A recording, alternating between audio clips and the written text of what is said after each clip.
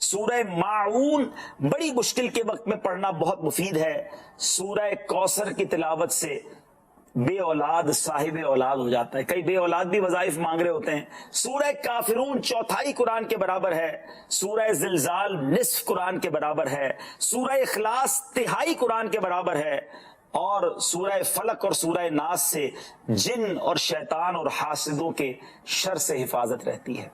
حضرت سیدنا ابو ہریرہ رضی اللہ تعالیٰ عنہ سے روایت ہے، ابن ماجہ کی حدیث ہے، میرے آقا صلی اللہ تعالی علیہ وسلم نے فرمایا جو مغرب کے بعد 6 رکعتیں اس طرح ادا کرے کہ ان کے درمیان کوئی بری بات نہ کہے تو یہ 6 رکعتیں 12 سال کی عبادت کے برابر ہوں گی. مدنی انعام میں اوابین بھی ہے. دیکھتے جائیے، حدیثیں سنتے جائیے اور مدنی انعامات کی اہمیت کو سامنے رکھیے. مغرب کی نماز کے بعد 6 رکعتیں ادا کی جائیں اوابین کی نیت سے. فضیلت آپ نے سن لی. ایک اور جگہ سیدنا عمار بن یاسر فرماتے کہ میں نے سرکار دو عالم صلی اللہ تعالی وسلم کو نماز مغرب کے بعد 6 رکعتیں ادا کرتے دیکھا. آپ صلی اللہ تعالی علیہ وسلم نے فرمایا کہ جو مغرب کے بعد 6 رکعتیں ادا کرے گا اس کے گناہ معاف کر دیے جائیں گے اگرچہ سمندر کے جھاگ کے برابر کیوں نہ ہو. اب بتاؤ اس قدر بابرکت ہیں یہ اوابین اور یہ مغرب کے بعد کے 6 نوافل. اللہ کے پیارے حبیب علیہ الصلوۃ والسلام فرماتے ہیں اجعلوا فی بیوتکم من صلاتکم ولا تتخذوها قبورا. فرمایا کچھ نماز گھر میں بھی پڑھا کرو، گھروں کو قبرستان نہ بنا دو. اس کا مطلب بیوٹیفل ہاؤس ہے، ایکسٹرا ایمبیانس ہے، شاندار فرنیچر ہے، سب کچھ ہے میرے اور آپ کے گھر میں، سٹینڈ بائی جنریٹرز ہیں، اور اگر نماز نہیں ہے نا تو وہ گھر قبرستان ہے. ہم سمجھ رہے ہیں اتنا لگژری گھر کو قبرستان. نبی یہ پاک فرما رہے ہیں کہ گھر میں نمازیں پڑھو. یہ مردوں کے لیے تو یہی حکم ہوگا کہ مسجد میں آ کے پڑھیں، مگر کچھ نوافل گھر میں بھی پڑھیں. کبھی اشراق شاش پڑھیں، کبھی تہجد پڑھیں، کبھی دیگر نماز کے نوافل پڑھیں. مگر خواتین گھر کی، بچے، یعنی گھر میں اللہ کرے ایسا ماحول ہو کہ جب نمازوں کا وقت آئے تو ایک کمرے سے تلاوت کی آواز آ رہی ہو، کہیں سے نمازوں کی پتہ چل رہا ہو. ماشاءاللہ کتنے خوش نصیب ہیں وہ لوگ جو گھر جاتے ہوں تو گھر والے نمازیں پڑھیں. وہ آیت کون سی ہے؟ بسم اللہ الرحمن الرحیم. یا ایہا الذین آمنوا استعینوا بالصبر والصلاۃ ان اللہ مع الصابرین. ترجمہ اس کا کیا ہے؟ اے ایمان والو صبر اور نماز سے مدد مانگو، بے شک اللہ صابروں کے ساتھ ہے. اب یہاں بہت خوبصورت باتیں ہمیں سیکھنی ہیں کہ صبر اور نماز سے مدد مانگو. قرآن ہمیں راستہ بتا رہا ہے کہ آپ کو ہیلپ چاہیے تو صبر اور نماز کے ذریعے آپ نے ہیلپ لینی ہے. اب اس کا مطلب یہ ہوا کہ عبادات کی ادائیگی، گناہوں سے رکنے اور نفسانی خواہشات پورا نہ کرنے پر صبر کیا جائے. اور نماز چونکہ تمام عبادات کی اصل ہے، اہل ایمان کی معراج ہے، اللہ اور بندے کے درمیان ایک بیوٹیفل کانٹیکٹ ہے، تو اس لیے اس سے بھی مدد طلب کرنے کا حکم دیا گیا ہے. یہ بھی یاد رہے کہ بدن پر باطنی اعمال میں سب سے سخت صبر ہے اور ظاہری اعمال میں سب سے مشکل نماز ہے. یہ بڑی اہم بات ہے. کچھ اعمال وہ ہیں جن کا تعلق دل سے ہوتا ہے، انسائٹ ہوتا ہے. انسائٹ اعمال میں سب سے مشکل کام کیا ہے؟ صبر کرنا. اور ظاہری عبادتوں میں، جسمانی عبادتوں میں سب سے مشکل کام کیا ہے؟ نماز پڑھنا. تو یہ 2 اہم کام دیے گئے کہ صبر اور نماز سے مدد چاہو. اچھا اب ہم دیکھتے ہیں کہ صبر اور نماز سے مدد ملتی کیسے ہے، اور سرکار دو عالم صلی اللہ تعالی علیہ وسلم کا اس میں کیا معمول تھا. اب ذرا سنیے گا. اب نبی پاک علیہ الصلوۃ والسلام کا یہی معمول تھا. حضرت حذیفہ رضی اللہ تعالیٰ عنہ فرماتے ہیں نبی کریم علیہ الصلوۃ والسلام کو جب کوئی سخت مہم پیش آتی تو آپ علیہ الصلوۃ والسلام نماز میں مشغول ہو جاتے. جب میں خود اس آیت کی کچھ دنوں پہلے تیاری کر رہا تھا تو بڑا ایک نیا کہتے ہیں نا نیا باب آنکھوں کے سامنے کھلا کہ یقیناً جب ہم پرابلم میں آتے ہیں ہم دعا بھی کرتے ہیں، ہم لوگوں سے بھی کہتے ہیں، مگر کیا ڈائریکٹلی ہم نماز کی طرف جاتے ہیں؟ حالانکہ قرآن نے ہمیں پرابلمز کا سولوشن کیا دیا ہے؟ کہ صبر اور نماز سے مدد چاہو. اب آگے چلیں. حضرت عمر فاروق کا بھی یہی عمل تھا کہ کوئی مشکل درپیش آتی تو آپ رضی اللہ تعالیٰ عنہ کو اگر کبھی اسلامی فوجوں کے آنے میں تاخیر پتہ چلتی، یعنی آپ چونکہ جنگوں کے لیے فوجوں کو روانہ کرتے تھے، بہت شاندار اسٹریٹجک پلانر تھے، تو اب فوج گئی اور ایکسپیکٹیشن یہ تھی کہ فلاں ٹائم کو واپس آ جائے گی. اس زمانے میں ٹیلی فون تو تھا نہیں، انٹرنیٹ تو تھا نہیں کہ لوکیشن شیئر ہو جائے گی یا کال آ جائے گی کہ سر ہم یہاں رکے ہوئے ہیں.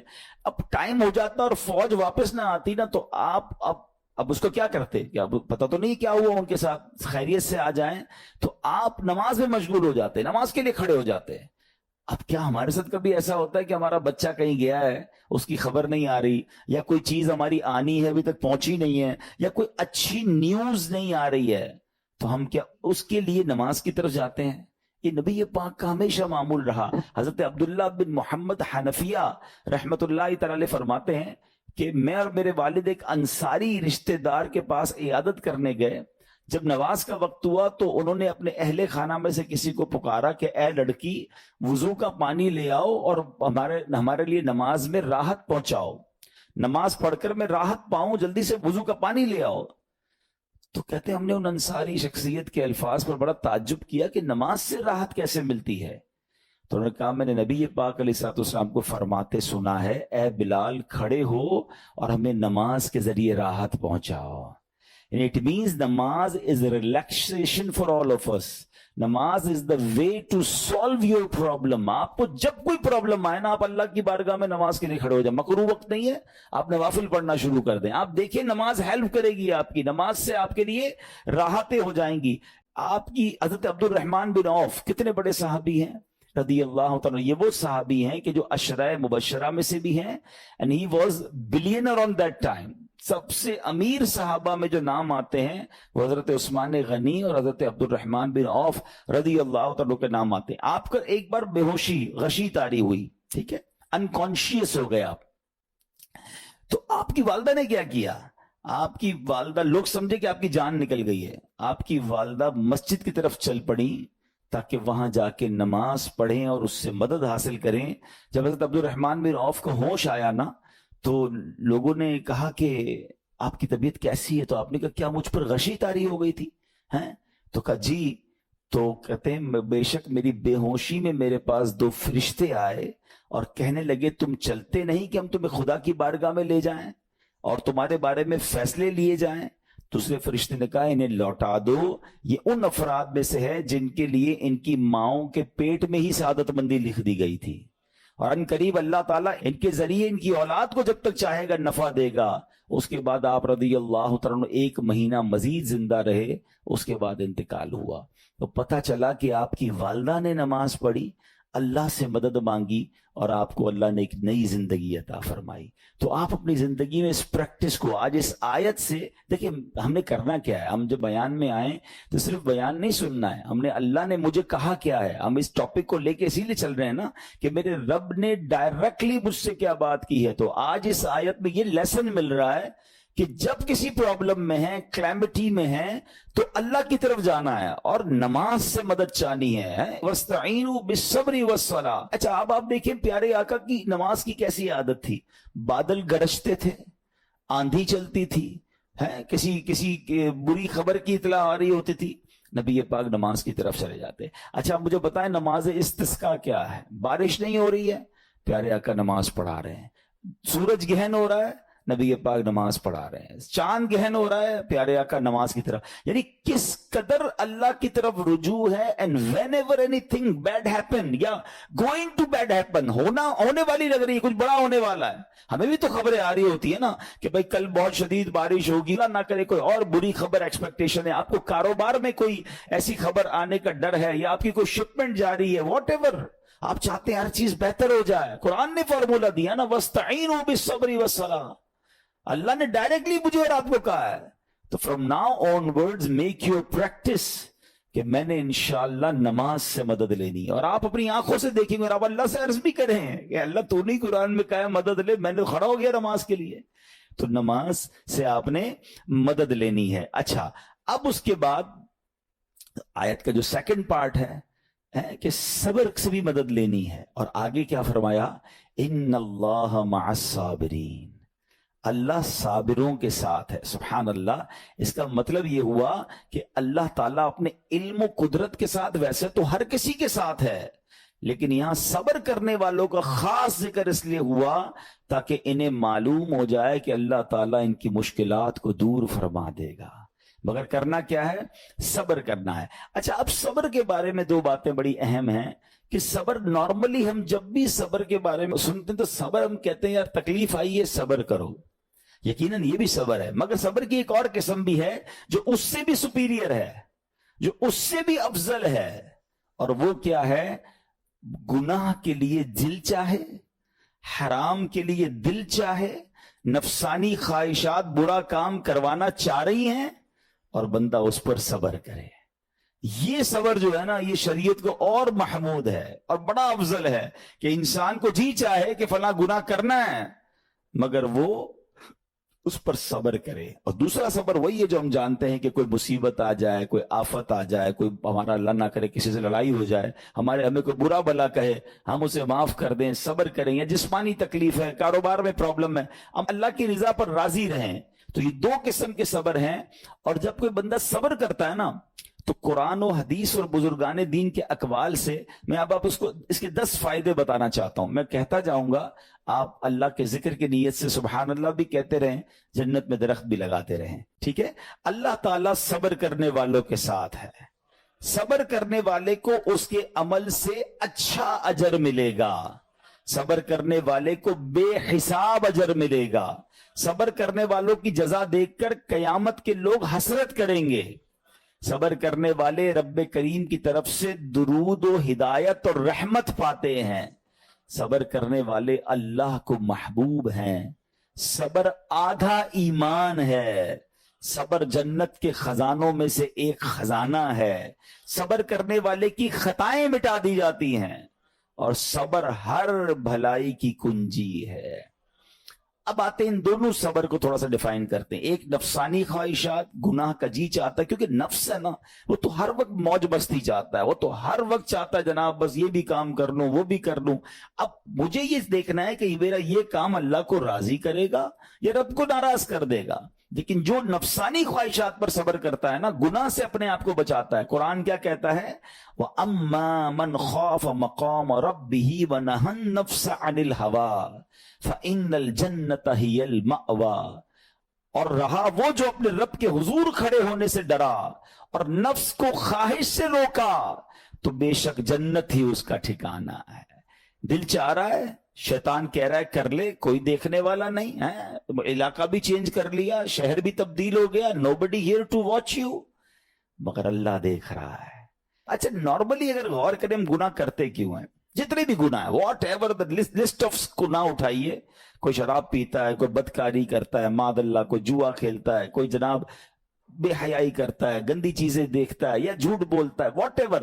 ان تمام گناہوں میں تھوڑی سی لذت ہے، ٹیسٹ. ٹھیک ہے؟ غیبت میں بھی ٹیسٹ ہے، بلکہ کتابوں میں آیا کہ غیبت میں شراب سے بھی زیادہ مزہ ہے، جبھی تو بندہ چھوڑتا نہیں ہے. اچھا، لیکن یہ تمام ٹیسٹ میں ایک بڑی اہم بات اب میں کہنے جا رہا ہوں. یہ بزرگ نے بڑی کمال کی ایک ون لائنر ہمیں دے دیا ہے. وہ کہتے ہیں کبھی بھی لذت کے لیے گناہ مت کرنا، کیونکہ لذت ختم ہو جائے گی، گناہ کا جواب اور پنشمنٹ باقی رہ جائے گی. اب آپ اس فارمولے کو سامنے رکھیں کہ جب بھی ہم گناہ کرتے ہیں فیو منٹس یا فیو آورز کی ایک انجوائمنٹ ہے، آفٹر دیٹ انجوائمنٹ ختم، مگر اس کا جواب باقی ہے، عذاب باقی ہے، اللہ نہ کرے اللہ ناراض ہوا تو پنشمنٹ باقی ہے. تو کیا فرمایا؟ انجوائمنٹ کے لیے گناہ مت کرنا، انجوائمنٹ ختم ہو جائے گی، عذاب باقی رہ جائے گا. اور اگلا سینٹنس کتنا خوبصورت ہے، فرماتے کبھی بھی تکلیف کی وجہ سے نیکی مت چھوڑنا. تو اب کیا فرمایا قرآن نے کہ جس نے اپنے نفس کو روکا، کیا خوبصورت آیت ہے، وَأَمَّا مَنْ خَافَ مَقَامَ رَبِّهِ وَنَهَى النَّفْسَ عَنِ الْهَوَىٰ. اور رہا وہ جو اپنے رب کے حضور کھڑے ہونے سے ڈرا اور نفس کو خواہش سے روکا تو بے شک جنت ہی اس کا ٹھکانہ ہے. اور ایک اور جگہ کمال سے فرمایا وَلِمَنْ خَافَ مَقَامَ رَبِّهِ جَنَّتَانِ. مبارک ہو ان کو جو اللہ سے ڈرتے ہیں نا، صبر کرتے ہیں، گناہ نہیں کرتے، رک جاتے ہیں. قرآن کہتا ہے جو اپنے رب کے حضور کھڑے ہونے سے ڈرے اس کے لیے 2 جنتیں ہیں. ایک نہیں 2 جنتیں ہیں. سورہ رحمان کی آیت ہے. تو پتا چلا کہ نفس کو روکنا یہ آسان بھی نہیں ہے. ہاں دل بہت چاہتا ہے، مگر یہ صبر جو ہے نا، ان اللہ مع الصابرین کا جو معراج ہے، جو ٹاپ آف دا لسٹ صبر ہے، وہ یہ صبر ہے. اچھا اب آتے ہیں ایک اور صبر کی صورت کہ اب آپ کو کسی نے غصہ دلا دیا، برا بھلا کہا، یا آپ کے مزاج کے خلاف بات ہو گئی. اب آپ نے روکنا ہے اپنے آپ کو. اب غصے کا اظہار نہیں کرنا، لڑائی نہیں کرنی، گالی کا جواب گالی، اینٹ کا جواب پتھر. انگریزی کا مقولہ ہے نا ٹٹ فار ٹیٹ، جیسے کو تیسا. نہیں، یہ ہماری شریعت ہمیں نہیں سکھاتی. اچھا آج کل کسی کو کہو نا یار آپ کیوں یار لڑائی کر رہے ہیں، بھائی میں جواب نہ دوں تو لوگ سمجھیں گے کمزور آدمی ہوں. مجھے اپنا روب بھی تو رکھنا ہے، میں بھی تو پتا چلے کون ہوں، اپنا بتاؤں تو صحیح کون ہوں. سچی بات پتہ ہے کیا ہے؟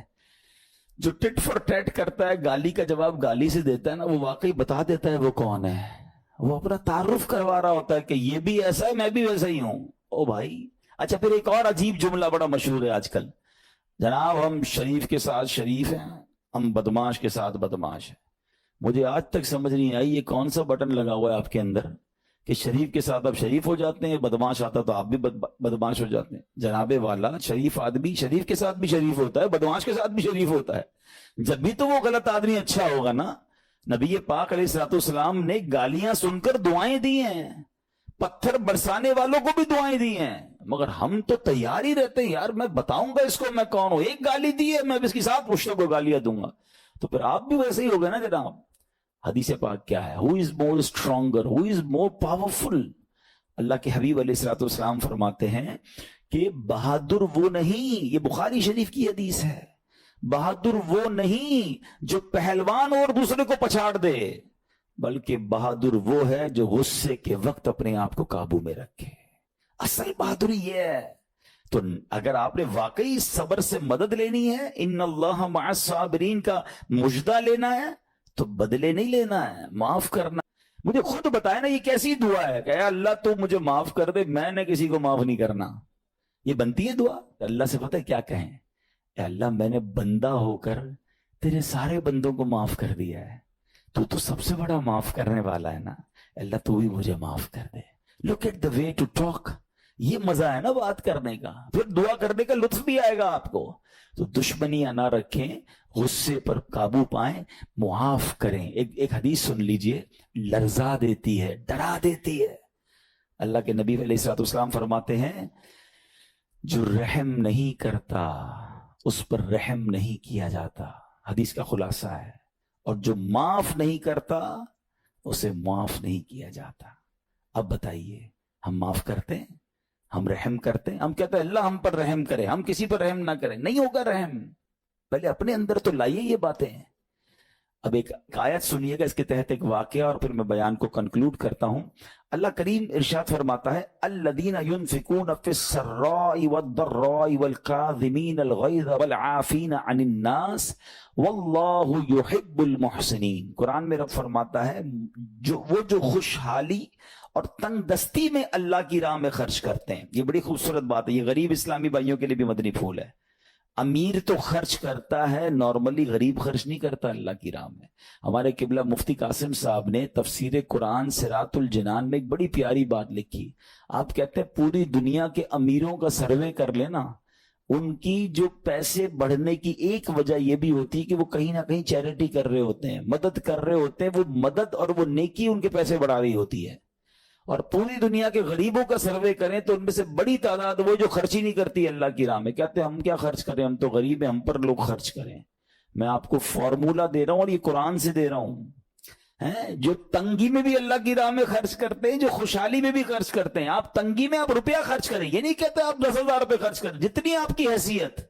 یہ کاروبار ہے، آپ 1 روپیہ دیں گے اور آئے گا، آپ 10 روپے دیں گے اور آپ کسی نہ کسی نیکی کے کام میں خرچ کرتے رہیں. آپ غربت سے باہر آ جائیں گے. If you want to take out yourself from that problem, آپ آئے اللہ کی راہ میں خرچ کرنا شروع کریں. قرآن کہہ رہا ہے کہ جو تنگی اور خوشحالی میں اللہ کی راہ میں خرچ کرتے ہیں. اور اگلا پارٹ کتنا خوبصورت ہے، فرمایا والکاظمین الغیظ والعافین عن الناس، فرمایا اور غصہ پینے والے اور لوگوں سے درگزر کرنے والے. انعام کیا ہے؟ واللہ یحب المحسنین، اور اللہ نیک لوگوں سے محبت فرماتا ہے. اور پھر ہاں زندگی میں کلیمٹیز، پرابلم، بیماریاں، مشکلیں، قرآن خود کہتا ہے کہ ہم قریب تمہیں آزمائیں گے. کبھی بیماری آئے گی، کبھی بھوک آئے گی، کبھی مال کم ہو جائیں گے، کبھی ڈسٹربنس آئے گی، خوف آ جائے گا. تو بی ریڈی فار دیٹ، صبر کرنا ہے، کیونکہ اللہ نے فرمایا وبشر الصابرین، صبر کرنے والوں کے لیے خوشخبری ہے. تو اللہ کرے کہ یہ بات ہمیں سمجھ آ جائے اور ہم اس آیت پر عمل کرنے والے بن جائیں تو زندگی بڑی آسان ہو جائے گی. یہاں ایک میں عقیدے کی بات بھی کلیریفائی کر دوں. کچھ لوگوں کو بعض اوقات کنفیوژن ہوتی ہے یا لوگ کنفیوژن کریٹ کرتے ہیں. مجھے ایک بات بتائیے گا کہ اللہ کیا کہہ رہا ہے؟ وَاسْتَعِينُوا بِالصَّبْرِ وَالصَّلَاةِ، اے ایمان والو صبر سے اور نماز سے مدد چاہو. کیا صبر اور نماز خدا ہے؟ بتائیے.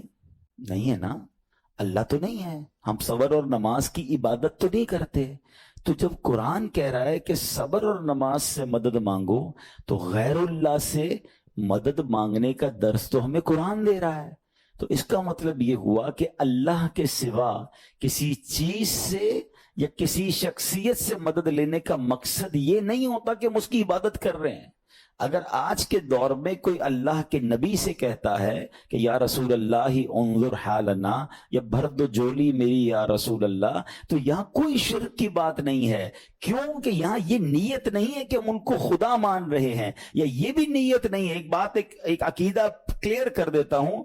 پوری دنیا میں عاشقان رسول کا یہی عقیدہ ہے کہ کوئی نبی، کوئی صحابی، کوئی ولی اپنی طرف سے کسی کو کچھ نہیں دے سکتا. وہ سب رب کے محتاج ہیں. اللہ کسی کا محتاج نہیں ہے.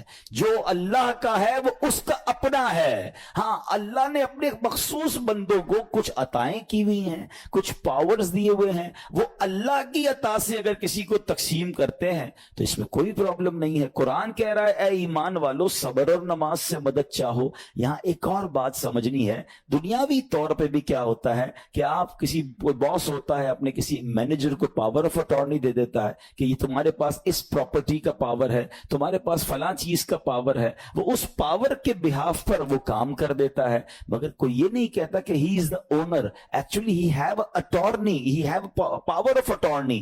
بالکل ہمارا بھی عقیدہ یہ ہے کہ اللہ نے اپنے کچھ مخصوص بندوں کو، اپنے پیاروں کو کچھ اختیارات عطا فرمائے ہیں، اور جب وہ ان اختیارات پر عمل کرتے ہیں تو ایکچولی وہ اللہ ہی کی عطا ہے. ہاں، دنیا میں اگر کوئی یہ سمجھتا ہے کہ کوئی شخصیت یا کوئی بزرگ یا کوئی اللہ والے اپنی طرف سے دیتے ہیں، رب کا اس میں کوئی دخل نہیں، تو یہ شرک ہے. یہ بات درست نہیں ہے. ہمارا سب کا عقیدہ یہ ہے کہ جو کچھ دنیا میں اگر کسی ولی، نبی، صحابی کے پاس ہے وہ رب کا دیا ہوا ہے، رب کی عطا ہے. رب ان کو دیتا ہے، رب کو کوئی نہیں دیتا. رب کے پاس جو کچھ ہے وہ اس کا اپنا ہے.